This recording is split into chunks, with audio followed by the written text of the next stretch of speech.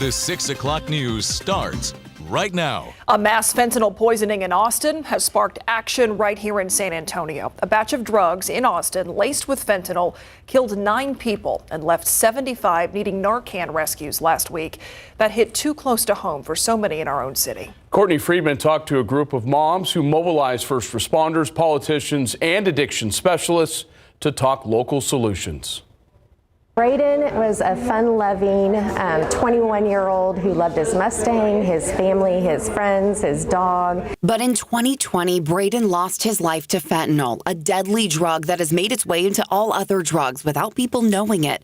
His mom, Nikki Gohl, is now an angel mom, a title she'd wish on no one. My daughter, Danica, was murdered by fentanyl almost 2 years ago. Almost 2 years ago, I lost my son, Cody, to fentanyl poisoning. It was the shared grief that fueled these moms to pull politicians, first responders, and recovery experts into their fight to save lives. Last Monday, everyone in those groups and agencies were gut-wrenched to hear a batch of drugs laced with fentanyl killed 8 people in Austin and left about 75 hospitalized. Those pills could make their way in somebody's car down to San Antonio. Angel mom Kathy Drago immediately organized this press conference at the Firefighters Union to let people know they are working on solutions but need the community's help. We want to get into every single school and share what's going on in our community with them so they don't make a bad choice.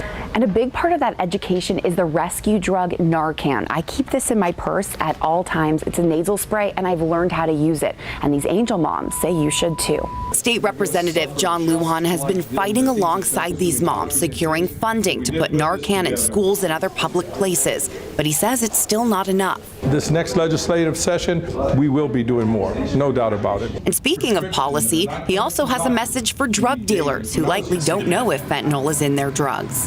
They can't play ignorant anymore. The laws are written now that you can be charged with murder on that, and they got to take that responsibility. Those wins bring Gohl tiny pieces of comfort, and those pieces begin to accumulate, forming hope. This is Braden's thumbprint, so I always have a part of him with me. And her loss will never be in vain.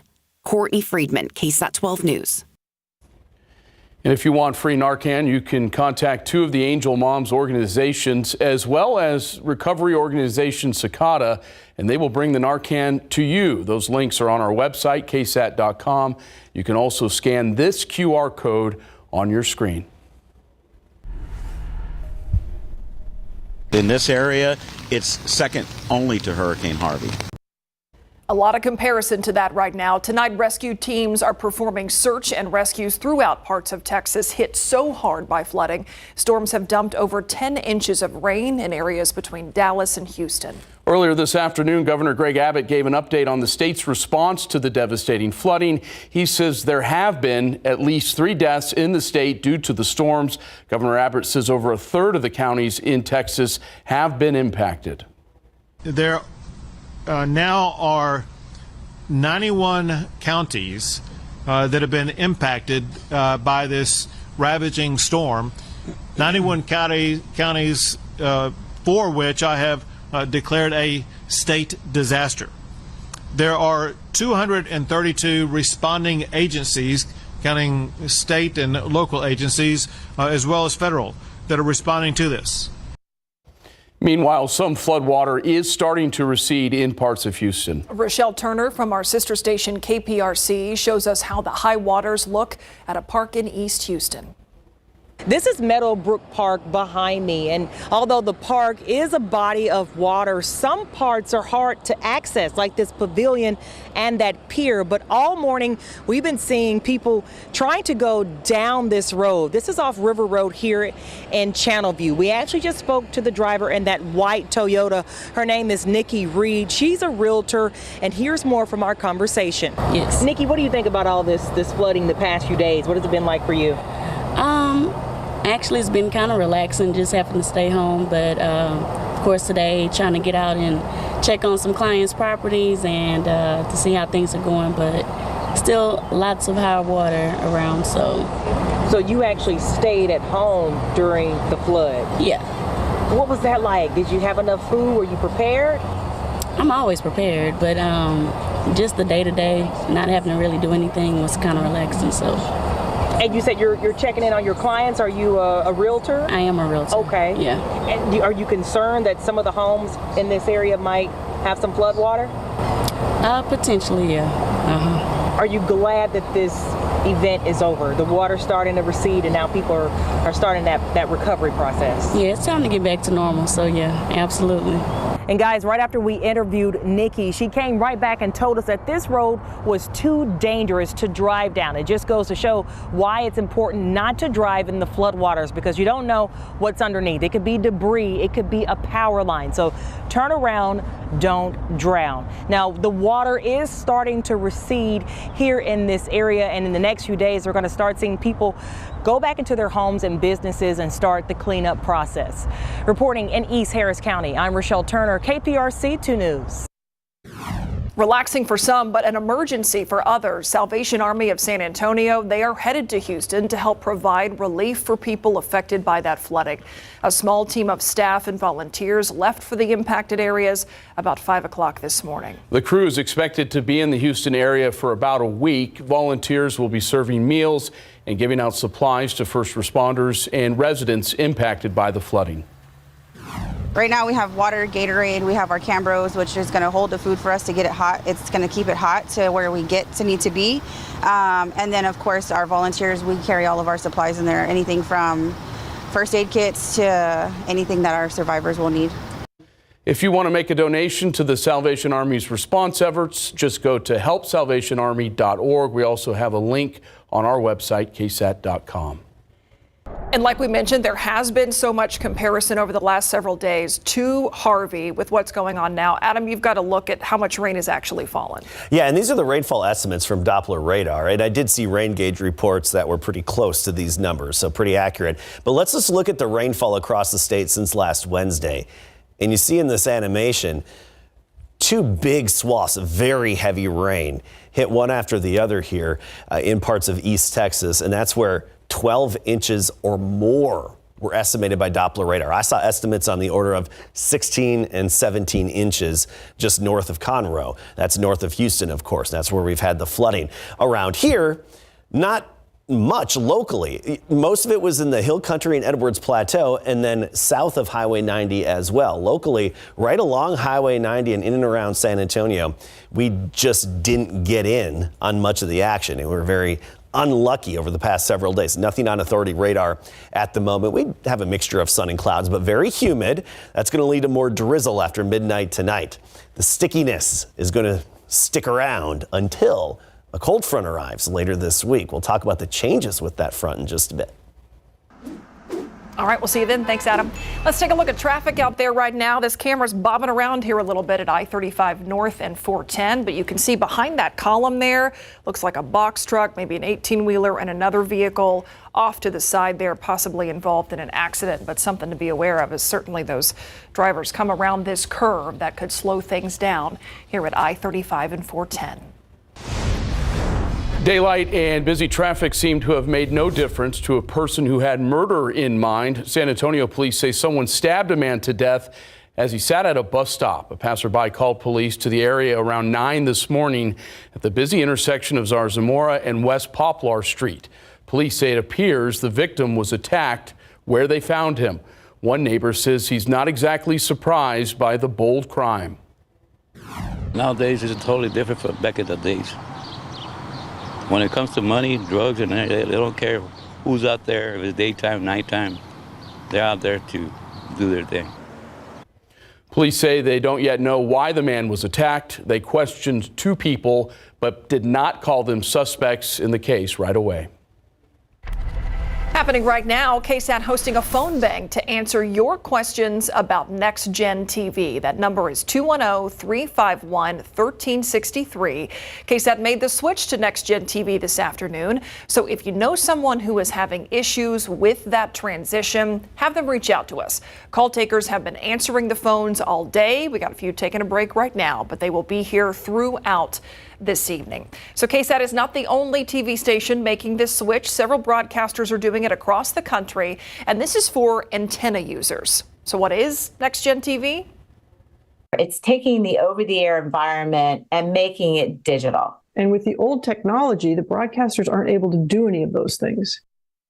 Coming up in KSAT Explains, we break all of this down for you. What can you get with Next Gen TV, and what do you need to do to watch it? KSAT Explains Next Gen is coming up at 6:30. Still ahead here on the news at 6, did you know that Mission San Jose was once used to help people escape slavery in the South? After the break, what else we're learning about the untold history of this mission. And taking a quick look outside with live cam, it's been very hot, very humid, but a cold front is on the way. Meteorologist Adam Caskey will time it out for us after the break.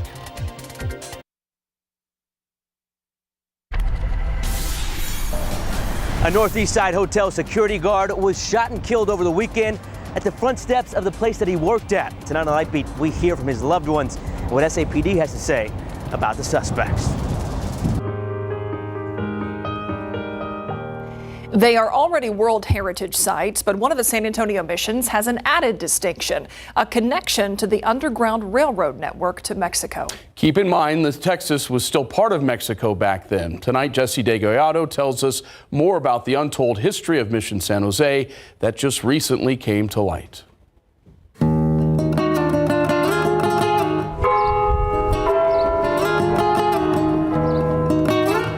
Do many know the venerable queen of San Antonio's missions played a role in the flight of freedom seekers fleeing slavery in the South? I think it changes a lot about what we think about the missions, not just about the missions, but this larger picture of what enslavement was like in San Antonio. A city described in an article as a city of blood, chivalry, followed by a common racial slur, and there met with aid and comfort. Published in 1854, it says Colonel James Bowie had tipped off slave catchers that 2 of a handful of freedom seekers from Louisiana had taken refuge at Mission San Jose in 1833.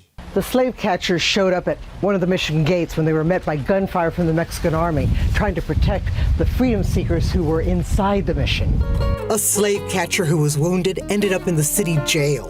As the article says, a chained inmate in the old calaboose of San Antonio. Tourists here told of the incident nearly 200 years ago. I think it was very brave that they wanted to protect them. The soldiers here that day were enforcing Mexico's outlawing of slavery. Besides, Mission San Jose was a sacred place that offered freedom seekers sanctuary. Empathetic, compassionate people who took them in and helped them. Mission San Jose also was mentioned in an 1859 advertisement, offering up to $200 for the capture of 2 freedom seekers. It says there they had some acquaintance with Mexicans who could help them off to Mexico. Both accounts are part of the reason why the National Park Service has recognized Mission San Jose and its role in the network to freedom and the Underground Railroad. Freedom seeking and resistance to slavery through escape and flight. Here and perhaps at other missions as well. We're just now scratching the surface on the history of freedom seekers in San Antonio. Jesse DeGollado, KSAT 12 News. I just love those stories. Me too. Always learn something. No one better than Jesse to tell them. Exactly, right? All right, let's talk about the forecast now. This air continues to just be so thick. Yes. So humid out there, Adam. Yes, very sticky. Dew points well into the 70s, and it's going to hang around until a little cool front pays us a visit later this week. And so we're going to have more damp mornings with the drizzle and fog and reduced visibility for the morning commutes because of this humidity. But sunny afternoons, and we'll actually see increasing amounts of sunshine, which will mean warmer temperatures back into the low 90s, but still very humid with those hotter temperatures. And then the cold front arrives late Thursday, and that's the cold front that's going to pave the way for some noticeable changes. All right, take a look at these changes. 92 tomorrow, 93 Wednesday, right near 90 on Thursday. So generally speaking, low 90s all the way through Thursday. But then behind that front, we have high temperatures down near 80 for Saturday and Sunday, as well as humidity dropping and the humidity plummeting for just a couple of days. Today we started off at 74. That 10-degree above average low temperature, a clear indication of just how humid it is. 87 was our high temperature, the record 99. Gives you an idea of what's possible this time of year. Across the state, mixture of 80s and 90s, 95 Laredo, 95 Del Rio, 88 was our high in Hondo. Right now we're sitting at 84 with that dew point of 72. So it feels like it's 6 degrees warmer than the actual air temperature. And we'll be talking a little bit more about that feels like temperature in the days ahead, because this sticky air, dew points, low 70s, that's going to combine with those high temperatures in the low 90s to make it feel like it's closer to 100 degrees every afternoon for a few hours each afternoon, Tuesday, Wednesday, and Thursday. I mean, check out Helotes. The dew point is 75, along with Bulverde, Canyon Lake 74. Very, very muggy out there. We're in that oppressive category. But again, it changes for Friday and Saturday. So if you're looking for a day that's a little more pleasant feeling with less stickiness in the air and less mugginess, well, the Friday, Saturday, those are your days. And then by Sunday, Mother's Day, that wind shifts off the Gulf of Mexico again and starts to boost the humidity and mugginess. Now, it takes humidity to make rain and heavy rain and thunderstorms. Unfortunately, I don't think we're going to see much of that action. Today, it's all off to the north of us, and actually be thankful we're not in this type of instability that they have in Oklahoma and stretching up into Kansas as well. Very unstable air mass with this cold front moving in, so widespread severe thunderstorm outbreak. Storm Prediction Center has it at the 5 out of 5 category for the severe weather threat this evening and into tonight. Oklahoma City up towards Wichita. We point this out and talk about it because it's rare that the SPC actually goes with that highest category, the widespread or 5 out of 5, whereas usually around here we're in that isolated to scatter category, you know, a 1 to 2 out of 5, such as Edwards Plateau, parts of the Hill Country, Northern Hill Country this evening. Isolated action, but up north, I mean, they could be talking EF3 tornadoes with long tracks as well. Around here, our storm chances remain pretty low. Yes, we'll have more dampness and fog and drizzle in the morning, some damp mornings, all the way through at least Thursday. But actual storm and rain chances are at only 10 to 20% the rest of this week and even through the upcoming weekend. Unfortunately, we just don't see anything very organized yet that could give us that much needed widespread soaking rain. As I showed you early in the newscast, it was around us, just not very much over us. 74 in the morning, then 92 tomorrow afternoon. Southeast wind at 5 to 15 will be 97 Carrizo Springs, Del Rio up to 98. Leon Springs, you're 91, Elmendorf and Lavernia, 92 tomorrow afternoon. Now, mornings will get a little bit cooler or not as warm behind the cold front in the low 60s by Saturday morning. But, you know, this time of year when we talk about these cool fronts, we're not talking cold weather or drastic changes, just a break from the heat. Yeah, which we will take. Yeah. Gladly. Thanks, Adam. Larry in with sports, and I remember reading an article about a month into the NBA season, and it had Chet Holmgren as the projected winner of Rookie of the Year, but boy, things changed after that. Things did change quickly. I mean, Victor Wembanyama left his stamp on the NBA from early on, and then he became the favorite to win Rookie of the Year, and guess what? He was just named NBA Rookie of the Year. Plus, in the NFL, J.J. Watt is keeping the door open to possibly come back. We got it coming up.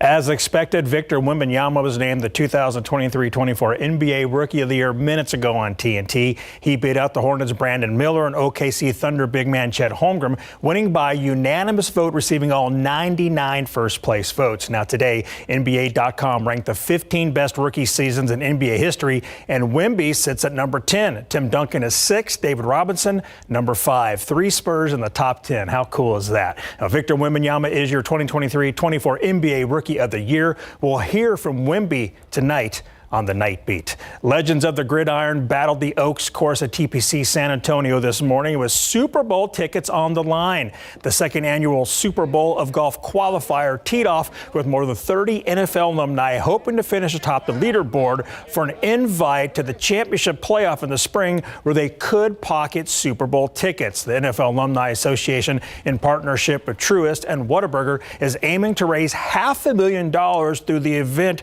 for the Caring for Kids, as well as other local nonprofits. Local legend N.D. Kalu was one of the few less concerned about winning and more excited to be back in the Alamo City. The fact that I'm horrible at golf, it doesn't really excite me. The only thing that excites me is that it's taking place right here in San Antonio. So it's my hometown, and, you know, for me to be a former NFL player and to hear that there's an event here in San Antonio that's giving back to the community, I said, say no more. I jumped on the road and just came up here. So I'm just pumped up to see a lot of guys that I watched, you know, John Randall, Hall of Fame, a lot of guys that I played with, played against, to be here in my hometown. It's just special. Everybody gets to brag about this because not everybody got to play in the Super Bowl. But if you do the Super Bowl of golf and you get to win, you know, it's like having that big ring. As a matter of fact, I think they give us a big championship ring. So it's really a big deal. The biggest thing is to make sure we watch everybody's scorecard. Yeah, that's the biggest thing. Yeah. Because you'll be surprised. It's always great catching up with Johnny. Okay, so Whataburger had our Mary Rominger take on the par 3 third hole for players to try to beat the reporter for some free Whataburger. I mean, hey, that's a pretty solid tee shot, right? But the greens at TPC are tricky. She ended up 3-putting for double bogey. Now, the water is intimidating on that hole, so it'll be a tricky one for the former pro football players. Don't be fooled. Way to tap it in, Mary. I would have put it right in the drink, so I give her credit for I would have getting too. over. Yep, water. All right, thanks, Larry. You got it. Okay, coming up next, you've heard us talk a lot about Next Gen TV today. KSAT has now made the switch, but how does it actually change things? What are the perks? We're going to KSAT explain it up next.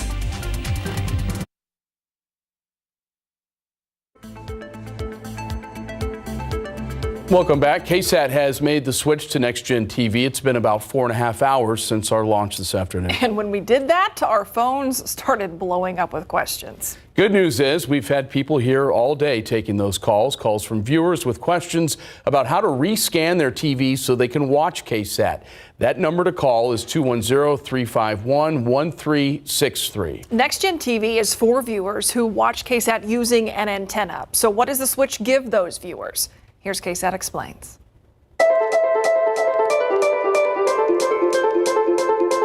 It's the next generation of TV technology. It's taking the over-the-air environment and making it digital. It's a real upgrade for viewers. So the reason why we have a new system is because everything's changing in the media landscape. Do you watch KSAT using an antenna? If so, you're what's called an over-the-air viewer. It's great quality. It's the best quality you can get, because it's a pure stream. But over-the-air viewers don't have the same options as people who stream television. With streaming, you can watch what you want when you want it. And with the old technology, the broadcasters aren't able to do any of those things. Until now, Next Gen TV will allow you to customize KSAT. Turn on your TV and you'll see what we're airing at that time. But you could also check out a menu of other options, like KSAT Explains, for example, investigative stories, weather, or let's say you want to see all of our coverage on a particular story that you're interested in. So you can say, I really do want to dive more into this news story, and I can do it right from my TV while I'm watching over-the-air TV. When they tune to your channel, a bug appears and they click on it and it brings up a menu in channel and you can do what you want to do. It computerizes the over-the-air. Next Gen TV paves the way for all of that over the air. And eventually, this feature. Take, for example, you joined the local news and you were 6 minutes late and you're like, I wish I had sat down 6 minutes ago. And the button comes up and says, do you want to start over? And you go, sure. And what happens is seamlessly, the viewer is transitioned to a streaming experience of that newscast from the beginning. There are also improvements to picture and sound. Next Gen TV also sounds better with Dolby Audio for enhanced dialogue and maintaining a consistent volume whenever you're changing the channel. High dynamic range video. Eventually, you're going to be able to get 4K video over the air, and this is completely free. Here's what it will look like when you're watching Next Gen TV on KSAT. I got a chance to play around with it before its official launch. Back to that menu, I hit enter again. The menu goes away after a while if you're not doing anything with the menu. It looks like the KSAT Plus app over the air. No download required. But there are some things that you do need. The antenna you have now, it's still good. You can keep it. But your receiver, though, you either need a television set which is Next Gen TV capable, or you need like a set-top box that will understand the next gen TV stuff for you. I have one right here, one of these little boxes. You can plug that into your existing TV via an HDMI cable. They're available for a real simple device, $60, to something that's more full-featured with a DVR and a program guide and all this cool stuff. And those can be up to $200. But to get that interactive ability that you find on streaming, you'll need a TV that works with Next Gen. Having a smart TV or one connected to the internet won't work.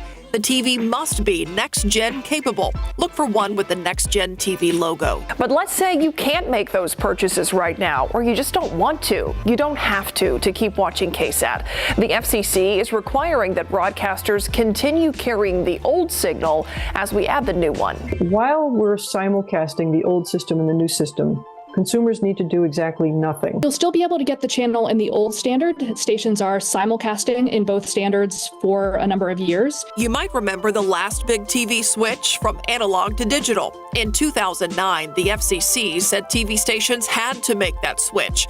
This time, it's broadcasters choosing to change. The broadcasters are the ones behind the idea of we need an upgrade. Specifically, a group called Pearl TV. We're a business consortium of 8 of the largest broadcast station groups in the United States. That includes Graham Media Group, which owns KSAT 12. Pearl TV worked with the Advanced Television Systems Committee. It's the U.S. body that sets standards for television. To come up with the Next Gen TV framework. We sort of provide the structure that allows all these different companies, some of whom are competitors with each other, to have these kinds of conversations to reach consensus on what to do. We're like the technical experts. The technical name for Next Gen TV is ATSC 3.0. So we've talked about what's in it for you, but yes, there are some things in it for us too. There's a reason broadcasters came up with this idea. In order to serve the modern consumer, you got to have a modern platform. And so that's what Next Gen TV is for the broadcasters. It gives them a lot more tools that they don't necessarily have to compete. So this interactive app capability that they can have more personalized interactions with their viewers. And full disclosure here, it allows us to fine-tune our content by giving us a better look at what you're looking at, what you're actually watching. And there are business opportunities there for us as a station. It gives you all kinds of data and advertising, so you also will know what consumers like or don't like. It's important to point out that several of those customization features, things like starting over or the specialized tabs you can search, those won't be available right away. But making this Next Gen TV switch allows KSAT to add those things. There's light at the end of the tunnel. When we get to the point where everything is Next Gen TV, there's more capacity to do all of these great things. They don't have to upgrade if they don't want to. We need to provide the reason why they should want to upgrade. So if you watch KSAT using cable, streaming, or satellite, you don't have to do anything. If you use an antenna and you can see us right now, you've rescanned. But if you know someone who has not done that yet or who's having problems getting our signal, have them give us a call. These people are standing by to answer questions. 210-351-1363. These call takers will be here throughout the evening. You can also find some help online as well. We've got a QR code for you to scan that will take you to a section of our website dedicated to Next Gen TV and all the information that you just heard. We'll be right back.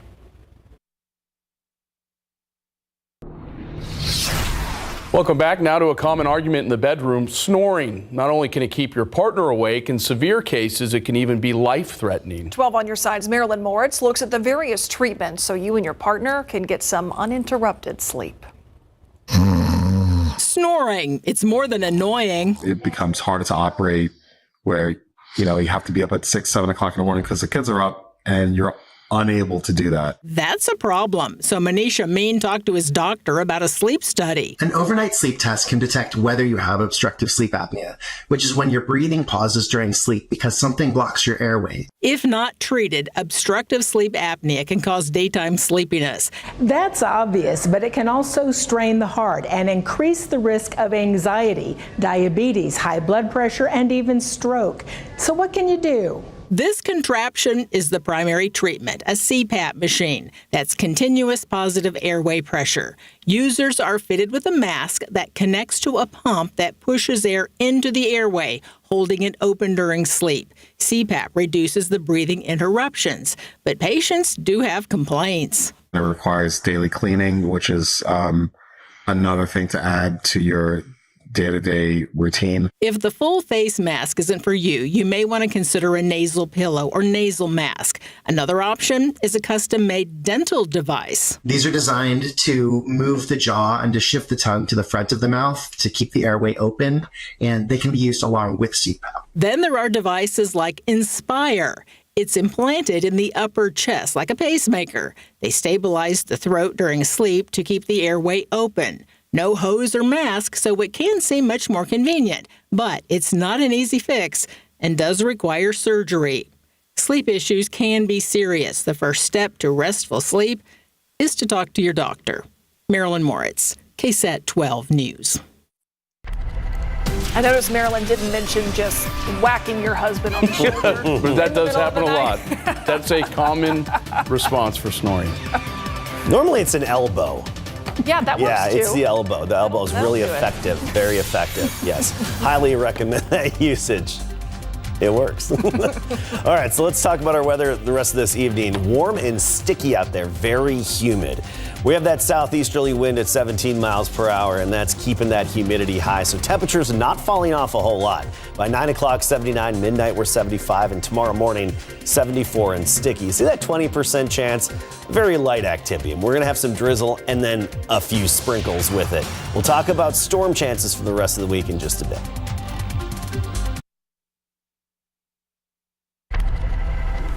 And now to your 60-second recap. Tonight, San Antonio police are investigating a deadly stabbing at a bus stop. Officers say this happened around 9 this morning at the intersection of Zarzamora and West Poplar Street. Police say they don't yet know why the man was attacked. They questioned 2 people, but they did not call them suspects in the case right away. Today, Governor Greg Abbott gave an update on the devastating storms across Texas. Abbott confirmed at least 3 people have died due to the storms. One of them, a 4-year-old boy. The governor says over a third of the counties in Texas have been affected. He has filed a disaster declaration for those impacted counties. And the San Antonio Salvation Army has sent a team of staff and volunteers to help people impacted by that flooding in Houston. Volunteers will be serving meals and giving out supplies to first responders and people impacted by the flooding. They're expected to be in the area for just about a week. They left about 5 o'clock this morning. And that's your 60-second recap. All right, let's talk about the weather here at home. We've got all this humidity, but we certainly don't have a lot of good rain chances, Adam. No, we don't. We have some instability in the atmosphere, which is one of the 3 primary ingredients you need. You also need moisture in the air, which we have. We just don't have the triggering mechanism, something to lift the air and break through that cap that we have on top of us and help the storms to develop. That can be a cold front. That can be some good upper level energy. We will have a weak cold front hitting us later this week, but we're still looking at just about a 20% chance of a few showers and storms with that cold front. Take a look at our storm chances actually going forward. Now, morning fog and drizzle and reduced visibility, that's going to be the norm for several more days. But the percentages you see there, those are the real rain and storm chances, if you will, something that could actually be impactful more than just reducing visibility for a little bit and actually giving us some accumulation. But the morning fog and drizzle, typically that's a trace to 1 to 2 hundredths of an inch, and that's about it. 10 to 20% chance is what we're looking at the rest of this week and into the upcoming weekend.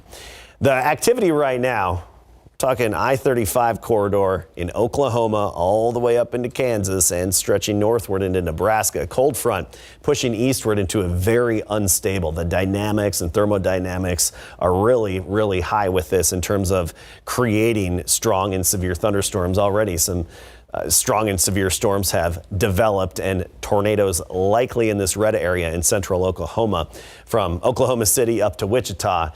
Around here, we could have a brief shower pop up or brief thunderstorm in parts of the Edwards Plateau, northern hill country, and the off chance it could become strong to severe. But odds really don't favor it. Tomorrow, the severe weather risk pushes eastward. As that system moves eastward, severe weather risk, not in our neck of the woods. We're talking the Ohio Valley, and especially Ohio and Indiana and even into Kentucky as well. Outside right now, we have a bit of sunshine. It's warm, 84 degrees, but not all that abnormal for this time of year. It's going to warm up, though, as we get increasing sunshine in the afternoons ahead. The clouds are going to break more. That's going to help boost our temperatures, but it's going to stay just as humid. See that dew point is 72, making it feel like it's 90 degrees. And we can thank that wind off the Gulf of Mexico, the southeasterly flow we're so accustomed to here, keeping that humidity high. The West Texas dry line not paying us a visit, so dewies in the low 70s, even some in the mid 70s. But with the cool front that's going to hit us later this week, it's going to change that. Dew points will fall off just for a few days, but Friday and Saturday you won't notice the humidity. Look at the temperatures right now. 91 Midland, 94 in Del Rio, Laredo at 95. We'll tack on a few extra degrees to these numbers over the next couple of afternoons, basically through Thursday until that cold front arrives. Kelly Field at 86, Comfort 82, and Stinson now at 85 degrees. Tomorrow morning, we start the day in the low 70s. I mean, we're talking about 10 degrees above average for this time of year, and it's because of that humidity. The higher the humidity, the higher those dew point temperatures, the warmer the morning. And with dew points in the low to mid 70s, our morning temperatures will be in the low to mid 70s. So that's what we're looking at to start the day tomorrow. 74 at 7 a.m. with the drizzle, sprinkles, some damp roads and a little reduced visibility. The kind where you might need your windshield wipers for a few sweeps of the windshield, and that's about it. And then by noon, the clouds will start to break, giving us some afternoon sunshine. 5 o'clock, 92 degrees. But when you factor in the high humidity, it's going to feel like it's closer to 100, and that southeasterly wind at 5 to 15. Kerrville tomorrow up to 90, Bandera 94, 94 in Pleasanton, Nixon, Smiley, 94 degrees. We're starting to crank up the temperature just a little bit before it falls off again. Check out Friday. Warmest we'll get is 84. Saturday and Sunday, right near 80 degrees for the afternoon high temperature. So noticeable changes coming to us by Friday and into the weekend. Will be noticeably cooler and even less humid. The humidity's gone for Friday and Saturday. Now, mornings will be a little bit cooler, but we're not talking jacket weather or anything. I mean, low 60s Saturday morning. And thanks for remembering Mother's Day on your 7-day. It's probably an automatic forget? graphic. You remember that one. It's Valentine's It's Valentine's Day that I have an issue with. Valentine's Day. Yep. He needs a little reminder. Yeah, I always need the reminder. The Myra reminder. Yes. The reminder. The Buzz is up next.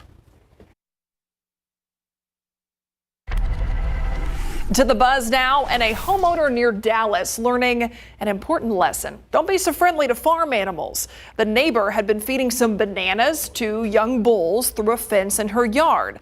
But then one bull decided it wanted to pay the homeowner a visit. The neighbor says one of the bulls pushed through the barbed wire fence looking for more bananas. The woman called a non-emergency line, and officers were able to lead the bull back to its pasture.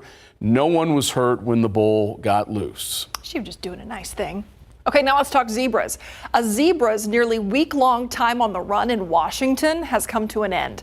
The mare was one of 4 zebras that escaped from a trailer last week. The other 3, they were caught within a few hours, but the 4th zebra, named Shug, remained on the loose. Officials say Shug was finally found over the weekend in Riverbend, which is about 30 miles from Seattle. The zebra appeared to be in good condition and will be taken to Montana. That's where the zebras were headed before they made their great escape. She was the most successful. It's quite a name for a zebra. Shug. We'll be right back. Don't forget, happening right now, KSAT is hosting a phone bank to answer questions about Next Gen TV. That number to call is the one you see here, 210-351-1363. KSAT made the switch this afternoon. It's for antenna users, so antenna users had to rescan their TVs in order to find us. If you know someone who's having issues with the switch, have them give us a call. These call takers have been answering the phones all day, and they will be here throughout this evening. And happening this weekend, get your tickets now for our first ever Texas Eats Food Festival. It will be on Saturday, May 11th at Smoke Barbecue. 20 local chefs will be there with with food for you to sample. Keep in mind, this is a 21 and up event. The event benefits the San Antonio Food Bank. Just scan the QR code on your screen for tickets or go to texaseatstv.com for more information. Adam, you still thinking about the samples from Friday? Oh my goodness, the picanha. Oh, that was so good. Oh, now my mind's on meat. All right, well, here's some good rain from Dilley over the weekend. I mentioned earlier in the newscast, the rain kind of went all around us and hit all other parts of Texas, just not so much San Antonio. All right, thanks for watching. Good night. See you on the Night Beat.